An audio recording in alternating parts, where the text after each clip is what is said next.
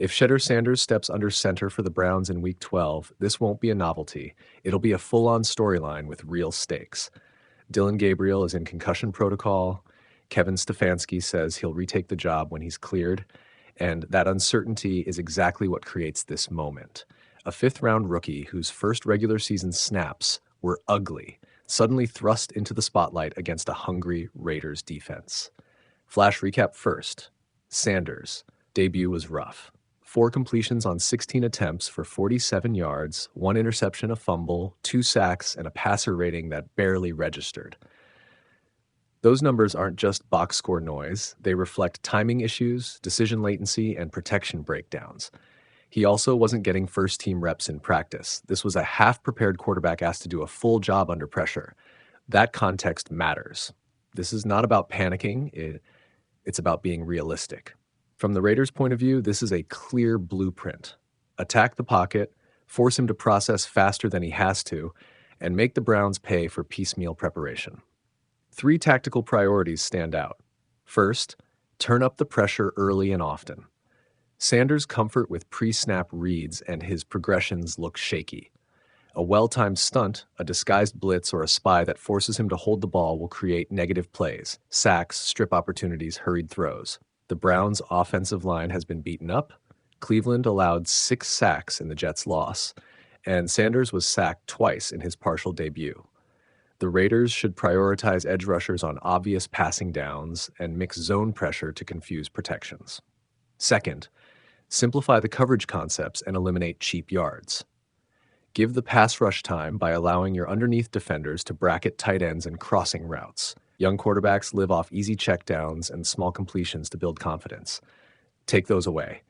Play a mix of pattern match zone and 2 high shells that keep the middle closed and force him into contested throws over the top, where veteran defensive backs can make plays.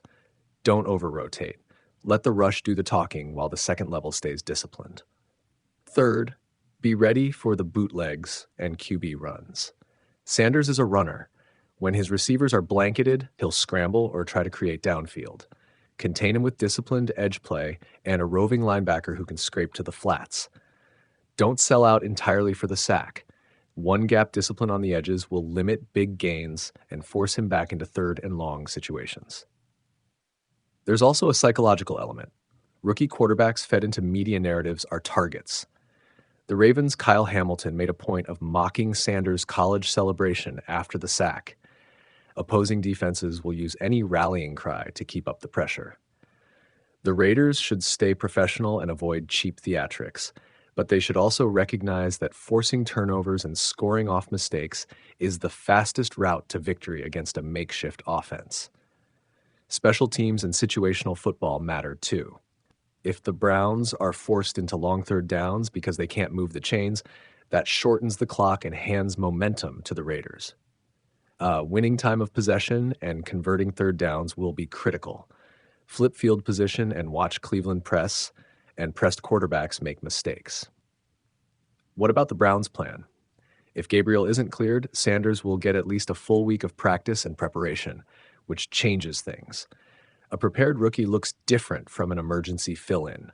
Stefanski can scheme quick throws, play action-heavy sets, and rollouts to hide protection weaknesses. If the Browns can protect for 3 seconds and get Sanders on rhythm throws, he's less dangerous. But that requires organic game planning that so far Cleveland hasn't prioritized for him. So what's the short version? If Sanders starts, it's an edge for the Raiders. Not a guaranteed win, but a tactical advantage. Pressure, disguise, and disciplined tackling will turn rookie jitters into scoreboard swings. If Gabriel's cleared, the game is a toss-up again, because Gabriel has at times shown competence when protected. For the Browns, it's a fork in the road. Commit to developing Sanders with reps and play calls that match his strengths, or ride it out and hope Gabriel returns healthy and steady. For Vegas, the opportunity is clear. Make the Browns rush a rookie's growth into a losing week.